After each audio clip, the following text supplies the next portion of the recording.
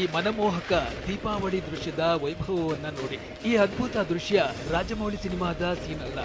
ರಾಜಧಾನಿ ಬೆಂಗಳೂರಿನಲ್ಲಿ ಸೋಮವಾರ ಸಂಜೆ 7ರಿಂದ ರಾತ್ರಿ 8 ಗಂಟೆ ನಡುವೆ 1 ಗಂಟೆ ಅವಧಿಯಲ್ಲಿ ಕಂಡ ಪಟಾಕಿಗಳ ರುದ್ರ ರಮಣೀಯ ದೃಶ್ಯಗಳಿವು. ಡ್ರೋನ್ ಕ್ಯಾಮೆರಾದಲ್ಲಿ ಇದನ್ನ ಸೆರೆ ಹಿಡಿಯಲಾಗಿದೆ. ಕಲಾವಿದರೊಬ್ಬರು ಪಟಾಕಿ ಸಿಡಿಯುವ ಈ ನೈಜ ದೃಶ್ಯಗಳನ್ನ ಪೇಂಟಿಂಗ್ನಂತೆ ಚಿತ್ರಿಸಿದ್ದು ಮನಸೆಳೆದಿದೆ. ಇನ್ನೊಂದೆಡೆ ಸ್ಯಾಂಡಲ್ವುಡ್ ಸ್ಟಾರ್ ನಟರ ಮನೆಗಳಲ್ಲಿ ದೀಪಾವಳಿ ಸಂಭ್ರಮ ಜೋರಾಗಿದೆ. ರಿಯಲ್ ಸ್ಟಾರ್ ಉಪೇಂದ್ರ ಕುಟುಂಬದೊಂದಿಗೆ ಪಟಾಕಿ ಸಿಡಿಸಿ ಮಿಂಚಿದ್ದಾರೆ. ಇನ್ನು ದೀಪ ಹಿಡಿದು ರಾಧಿಕಾ ಕುಮಾರಸ್ವಾಮಿ ಬೆಳಕಿನ ಹಬ್ಬವನ್ನ ಆಚರಿಸಿದ್ದಾರೆ.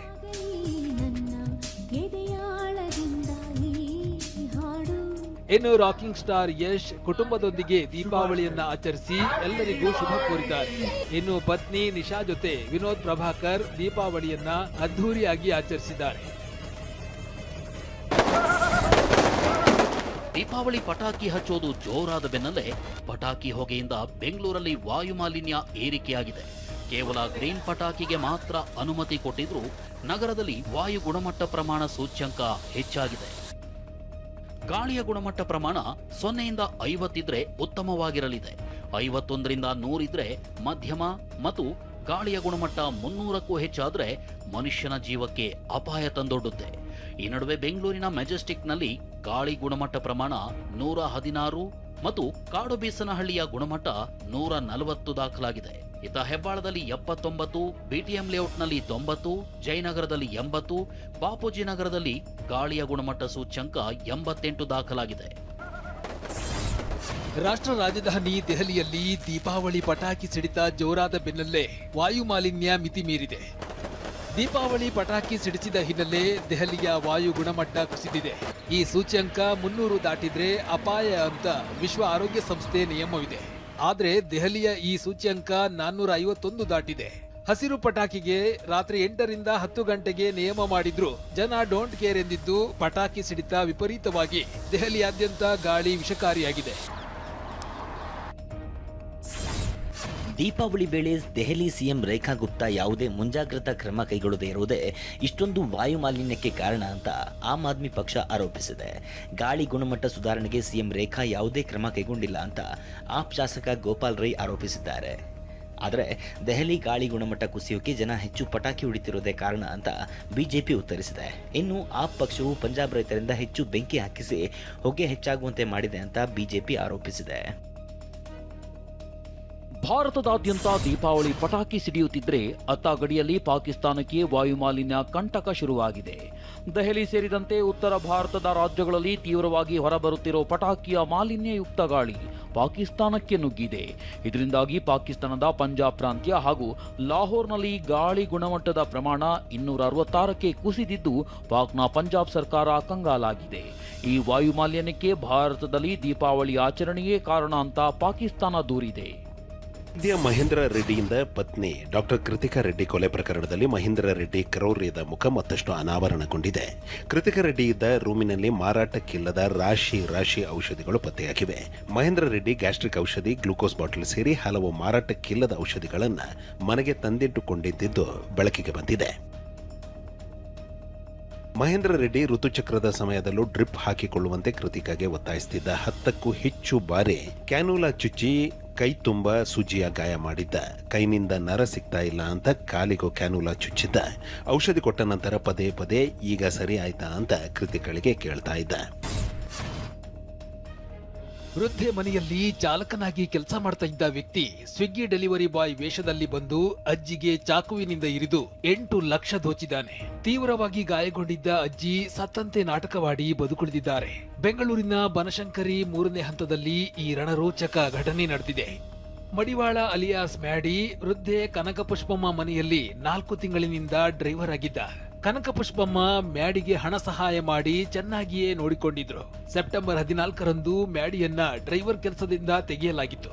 ಅದೇ ರಾತ್ರಿ ಇನ್ನಿಬ್ಬರ ಜೊತೆ ವೃದ್ಧೆ ಮನೆಗೆ ಬಂದಿದ್ದ ಮ್ಯಾಡಿ ಕುತ್ತಿಗೆಗೆ ಚಾಕು ಹಾಕಿ 8 ಲಕ್ಷ ಹಣವನ್ನ ದೋಚಿದ್ರು. ಈ ವೇಳೆ ಅಜ್ಜಿ ಸತ್ತಂತೆ ನಾಟಕವಾಡಿದ್ರು. ದರೋಡೆಕೋರರು ಹಣ ದೋಚಿ ಹೊರಗೆ ಹೋಗುವಾಗ ಓರ್ವ ಆರೋಪಿಯನ್ನ ಸ್ಥಳೀಯರು ಹಿಡಿದು ಪೊಲೀಸರಿಗೆ ಒಪ್ಪಿಸಿದ್ರು.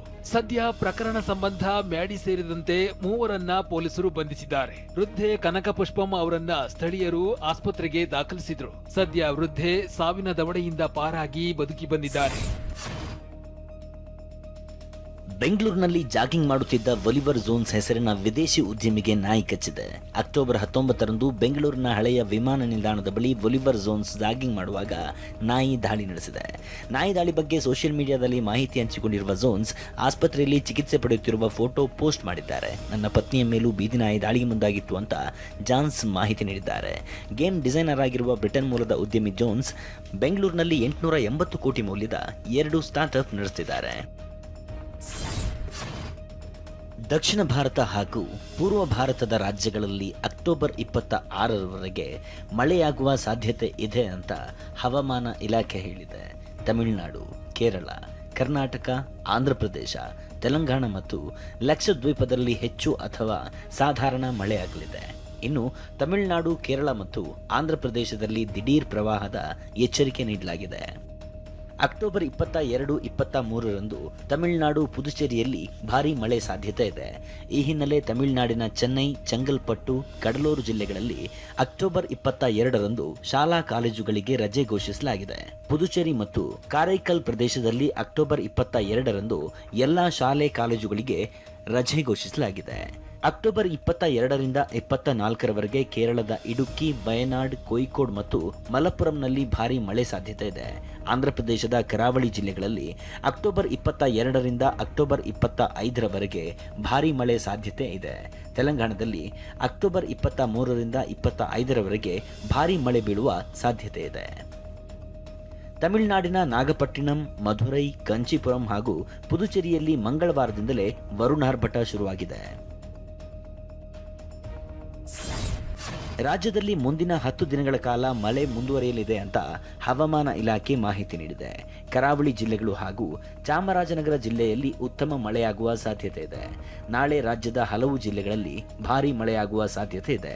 ಈ ಹಿನ್ನೆಲೆ ರಾಜ್ಯದ 7 ಜಿಲ್ಲೆಗಳಲ್ಲಿ ಆರೆಂಜ್ ಅಲರ್ಟ್ ಘೋಷಿಸಲಾಗಿದೆ. ಚಿಕ್ಕಮಗಳೂರು, ಶಿವಮೊಗ್ಗ, ಕೊಡಗು, ಚಾಮರಾಜನಗರ, ಹಾಸನ, ದಕ್ಷಿಣ ಕನ್ನಡ, ಉಡುಪಿ ಜಿಲ್ಲೆಗಳಲ್ಲಿ ಆರೆಂಜ್ ಅಲರ್ಟ್ ಘೋಷಿಸಲಾಗಿದೆ. ಬೆಂಗಳೂರಲ್ಲೂ ನಾಳೆ ಗಾಳಿ ಸಹಿತ ಮಳೆಯಾಗುವ ಸಾಧ್ಯತೆ ಇದೆ. ಬೆಂಗಳೂರು ಗ್ರಾಮಾಂತರ, ಚಿಕ್ಕಬಳ್ಳಾಪುರ, ಚಿತ್ರದುರ್ಗ, ದಾವಣಗೆರೆ, ಕೋಲಾರ, ಮಂಡ್ಯ, ಮೈಸೂರು, ರಾಮನಗರ ಮತ್ತು ತುಮಕೂರು ಜಿಲ್ಲೆಗಳಲ್ಲಿ ಸಣ್ಣ ಪ್ರಮಾಣದ ಮಳೆ ಸಾಧ್ಯತೆ ಇದೆ.